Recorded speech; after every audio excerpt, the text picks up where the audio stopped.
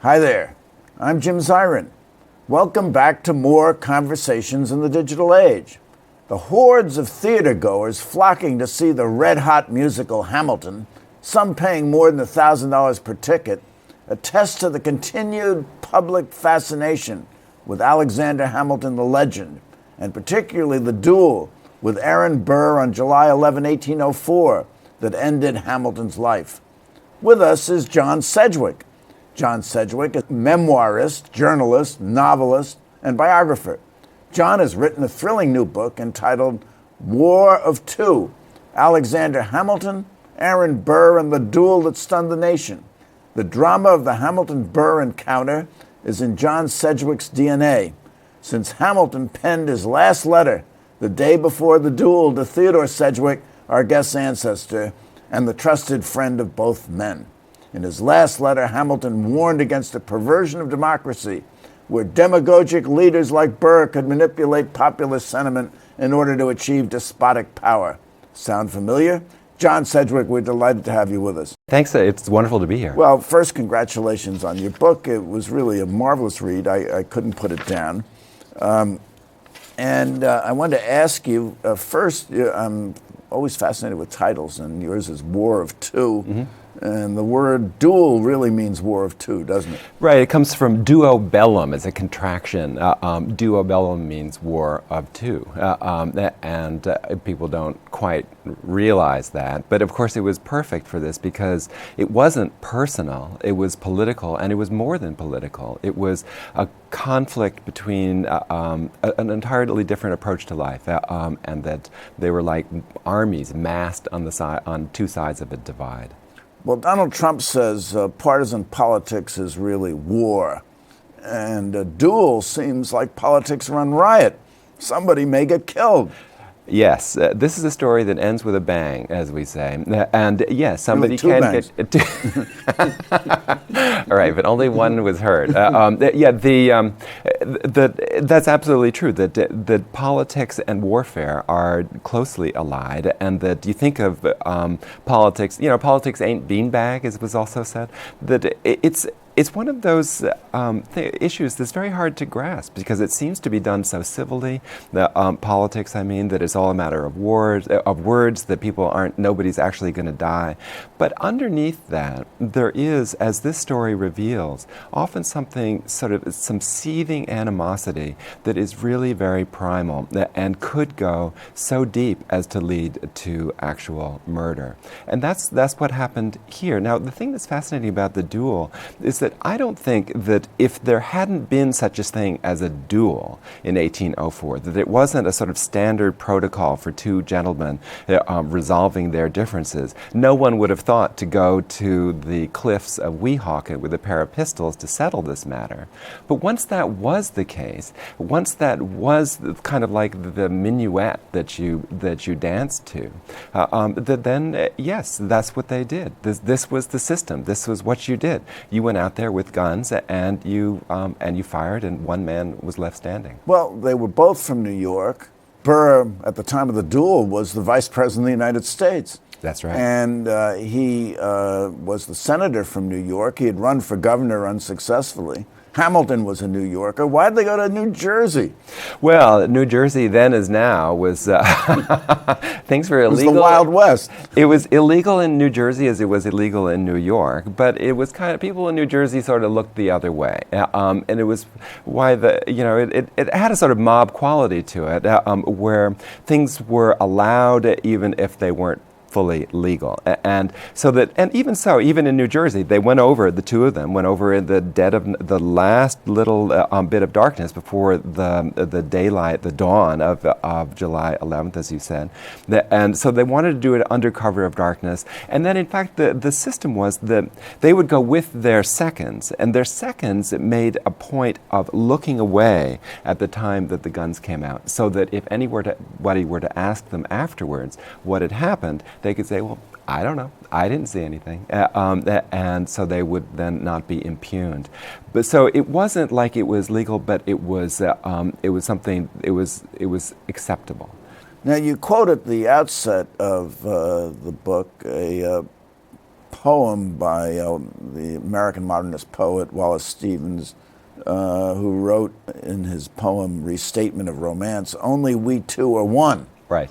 Now, did you see Hamilton and Burr as really alter egos of the same person?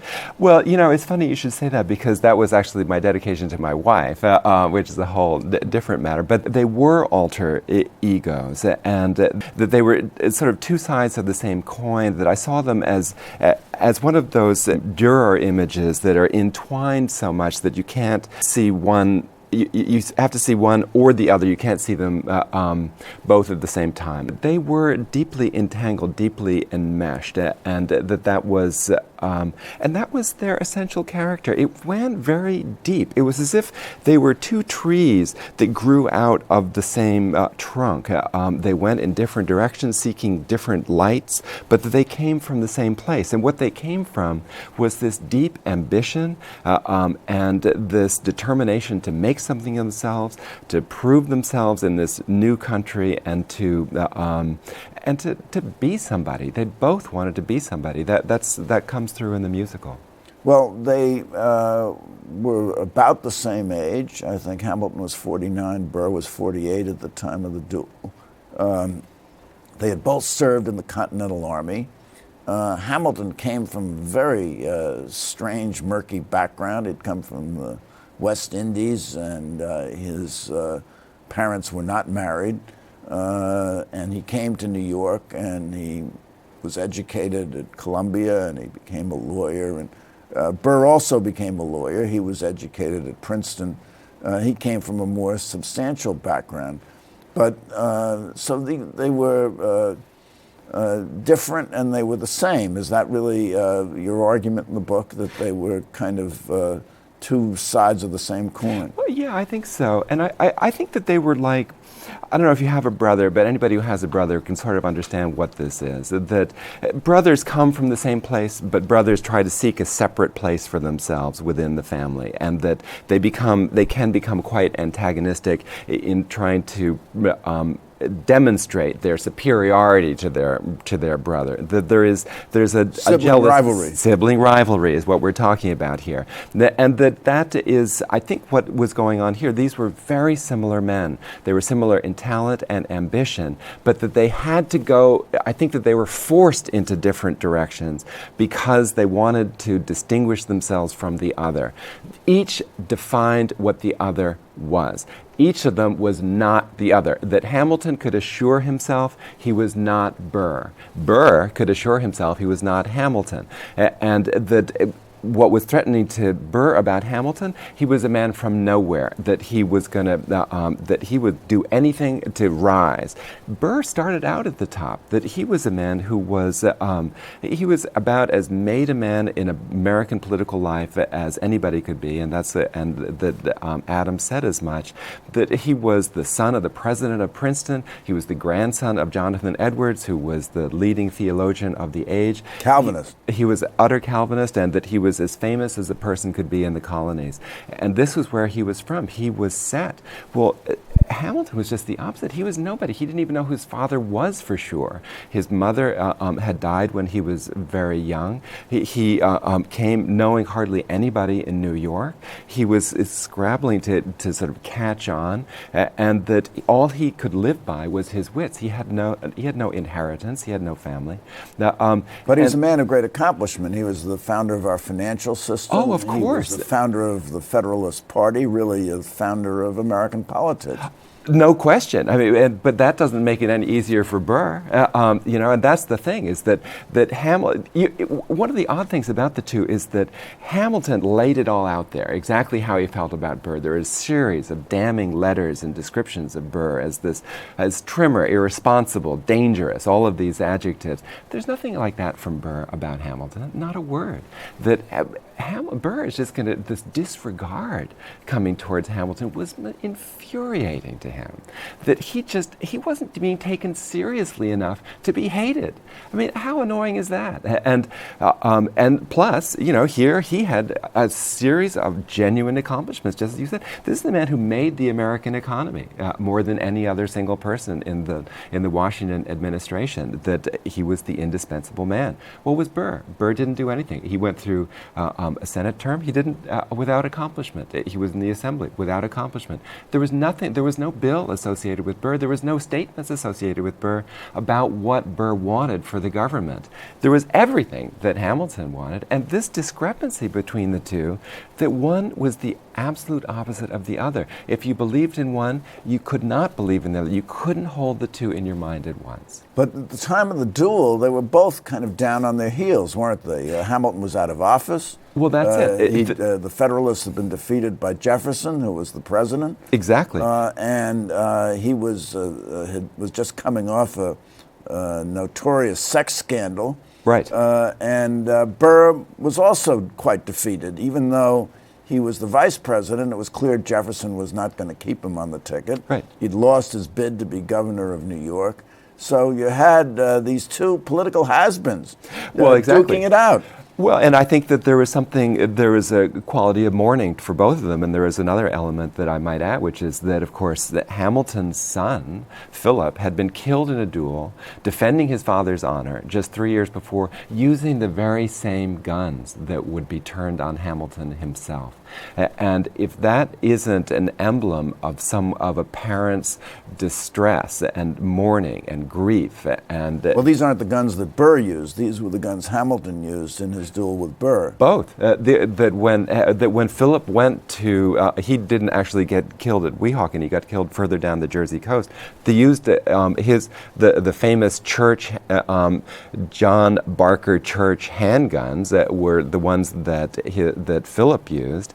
And they were deployed again for Alexander at Weehawken. And so this, the memory of this must have been acute. I mean, for a father to know that his son has died for him and that his wife has been plunged into mourning, his daughter Angelica had basically lost her mind because of this, and that the whole family was in convulsions. And as you say, on top of that, his career was in the scupper, and that he had done in Burr, because Burr's gubernatorial campaign didn't just collapse of its own; it collapsed because Hamilton did him in. Now he campaigned up and down the state saying that he was a no good, and the people believed him. Well, Burr would have been president of the United States if Hamilton hadn't campaigned against him. There were 36 ballots, weren't there?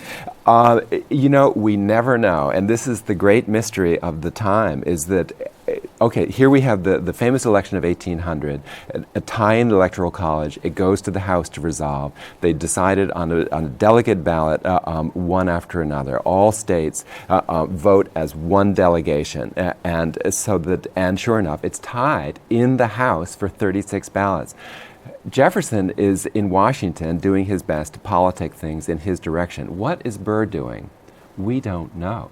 Burr was up in Albany where his daughter Theodosia was getting married, and that he was absolutely incommunicado. There were no official messages that came down from Albany about his intentions. He could have been the president. He could not have been the president. He didn't say which he wanted. He didn't say which should be. He said nothing, leaving it to others to interpret. This is classic Burr, and this is also the acts of an aristocrat who says, I might live in this house. I might not live in this house. I could go live in the country. I could go live at sea. It doesn't matter to me. It's like, this is the country. This is he would be he was going to succeed the Federalists. That it would if it was to switch to Burr as the presidency. This was a sharp turn potentially for the country. Burr didn't say a word. Now, I think that's an astonishing abrogation of duty. Astonishing. But let's move on to the duel itself. Yeah. What immediately provoked the duel? It was a letter that Hamilton had sent. Can you tell us about that? Sure. What had happened was that in February of 1804, the duel was in July. Now, in February of 1804, Hamilton was gathered with some Federalist buddies in Albany, and they're talking over the upcoming election involving Burr for governor. And somebody says, "Hey, what do you think, Alexander? Or Mr. Hamilton, however he's addressed?" And he says what he always says, which is that this would be just be a horrible move for the state. And that besides that, he's a dangerous man. He was among friends, but there was somebody there who wasn't entirely his friend, and that was an in-law who retailed that remark to the New York Daily News, the New York Evening Post, rather, which was, as it happens, Hamilton's own newspaper. It gets in the paper, Burr sees it, Burr says, "What's this? What do you mean I'm a dangerous man?" Then Mr. Cooper, who was the in-law, when he was challenged, said, "Well, there are many worse things, more reprehensible things I could have said." And more despicable things, that was the line. And that so Burr then says to Hamilton, "What's this? What do you mean by dangerous? And what are these more despicable things?" Well, he was very much rocked by this. He wasn't expecting this to get back to Hamilton, although how he could not have thought that, I don't know. That was the issue. Was he a dangerous man or not? He challenged Hamilton and said, basically, "Hamilton, what do you mean by this? Either take it back or defend, and if you can't, I'll see you on the dueling ground." Oh. He could not take it back. Okay, so we saw him on the dueling ground in the morning of July 11th, 1804, and there was quite a historical controversy as to who fired first and whether Hamilton shot to kill. What happened in Weehawken? Well, it's still a matter of dispute. There's the official line, and then there's the unofficial line. Now, the official line is a masterful piece of spin, probably the first and most significant case of political spin in our history, where the Hamilton people, once Hamilton died, got out in front with their account, and their account was that Burr had fired first to kill Hamilton, had shot him in the side. Hamilton had his arm had flown up in the air, and then in a spasm, he had pulled the trigger. His gun went off involuntarily and hit a branch overhead. And that was the line. So that in that line, Hamilton was purely the victim. That if anything, Burr was a murderer, an assassin, since this was a political instance, and that the entire city of New York and the country bought this, that Burr had killed Hamilton purposefully, and this was not a matter of honor, this was a matter of vengeance. And that everybody in New York turned out like you wouldn't believe for the service down at Trinity Church. The whole city all the shopkeepers shut their doors. Burr had to slink out of the city a wanted man, and he was soon indicted for murder. But never tried. Never tried. He was indicted in both New Jersey and New York. And in New York, never tried. And it's an odd thing. Basically, it just fell away after many, many years. But then there's the competing narrative, and that is that in fact Hamilton himself had been the one to shoot first, but that he had done what he said he was going to do, which was that he was going to throw away his fire, which is to say he wasn't going to aim to kill, he was going to shoot over there. Burr didn't know that. That Burr heard the gun go off, and that by the rules of the duel, that you have that both sides shoot, and then once they have both shot, then they can both shoot again if they choose to. So once the fire had gone off of Hamilton, Burr could take his time, and he did. And he aimed and he fired, which is why there was this very unusual element to the duel. The gunfires did not go bang, bang. They went bang, bang. That's what everybody reported. Very unusual. And why the delay? The delay because he was taking a time to line up. And the thing about the duel is that you don't realize how few duels result in deaths.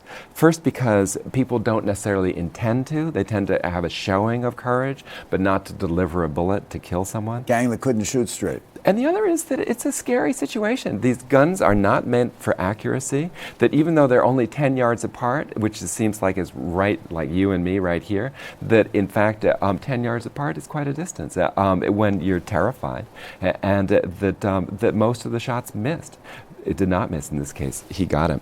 And but it's been said that Burr had been training for months at a range. And, is there any substance outside of his house? That was the claim, and I think that is part of the spin. Interestingly, it was illegal to train. By the code of the duel, there was a case in Jamaica where a couple of people, where there was a duel, one shot the other, and then the other one, the guy who did the shooting, the honor shooting, was arrested, and he was convicted of practicing to shoot, which was considered not done. And he was hung. The other guy was shot. He was hung. They both died. And in this instance, too, that there was a double death here because Hamilton was killed, no question. Burr was murdered politically. Burr never rose from this again. He sank. Later tried for treason. Trying to take the Louisiana Purchase away from the country. Absolutely, and which indeed he was trying to do. I mean, he was a secessionist. It was the most serious secession campaign against the United States until the Civil War. Okay, he wanted to take half the country. He was short for time, but he was acquitted of the charge of treason. But on the eve of the duel, Hamilton wrote a letter to your ancestor, Theodore Sedgwick. Yes. And what did the letter say? Well, the letter said a couple of things. He said that, first, that he didn't oddly refer to Burr by name, but it was clear that he had Burr in mind. And the fact that he could write a letter under these circumstances at all is kind of remarkable. But for one thing that he said was that if the country were to be divided, it would break my heart. That dismembered was his word. And that he surely was alluding to Burr, the rumors that Burr was going to combine with some Federalists in the North, in New England, to detach New England and New York from the country and become a Federalist preserve separate from the rest of the country, which has gone to Jefferson. So he was afraid of that. But the other thing that was that he thought he was worried about democracy. Now, democracy is an interesting word for someone to use as a founder of the Republic. But democracy then meant something different from democracy now. Democracy now means that our total enfranchisement, that we elect our officials.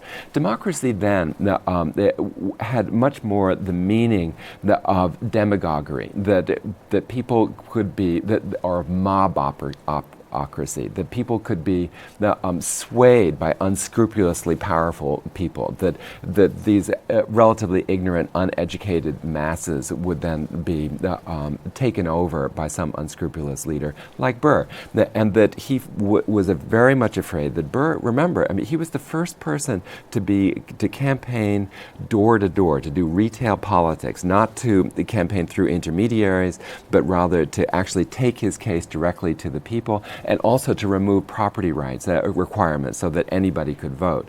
These were very dangerous developments to Burr, although they're understandable ones for us. But for Hamilton, because Hamilton felt that this would open the country up to the campaigns of the unscrupulous. Okay, so we're seeing a lot that resonates with today's presidential campaign, aren't we? We're seeing a controversy about the use of guns. Hamilton was an immigrant. Burr had contempt for him because he was an immigrant. We have the issue of populism, and Hamilton was wary of populism and thought that the vote could be perverted by an unscrupulous demagogue. And there's a lot of food for thought, isn't there, in this whole scenario? It's terribly resonant. I mean, it's stunningly resonant. That I think that if Hamilton had any political figure that he feared more than any other, it would be a Donald Trump figure, who was able to make this kind of electric and immediate connection with a large section of the country that sort of that bypasses thought and gets right into a visceral response. It's not the way he wanted it to go. He wanted it to be a serene, rational act of governance, and that Burr was just going to violate that, and that the line from Burr to someone like Trump is pretty direct. Hamilton is a very successful musical. People are paying more than $1,000 a seat. You've seen it. What do you make of the musical? It's sensational. You like it? Hamilton has never been as popular as he is today. Okay, so I have a question for you. Hamilton has never been as popular as he is today, but I have a question for you, John Sedgwick. Chief Justice Roberts recently said that a change in the culture left dueling by the wayside and left us with lessons learned. What lessons can we take from the Burr-Hamilton duel? Well, one of the lessons is an unexpected one, which is that there's something to be said for duels because, for two reasons, that underlying the duel is a principle of honor. There would be no duel without honor. That this was the way you maintained honor, and honor was something that was really important to a lot of public figures, and so that honor, which is reputation, is valor, it's a sort of public personality, was something that that people had to live by. That's number one. The number two is that without a duel, perversely, it's Katie bar the door. Anybody can say anything about anyone without consequence. There's no limit to it. There's no way that you can be taken out. There's no. Can't even sue for libel anymore. You can't sue for libel. And so that all of these remarks and the current campaign is just littered with these outrageous comments about people. They just go all over the place. They clutter the landscape. They stir up people. And to what end? And to what purpose? What do they really mean? Nothing, except that they're these silly one-off diatribes that just devalue the currency of public speech. Okay, Burr-Hamilton lessons learned. John Sedgwick, thank you so much for coming by. Jim, my pleasure. Absolutely marvelous. And thank you for coming by. Tune in next week for more conversations in the digital age. I'm Jim Zirin. All the best and take care.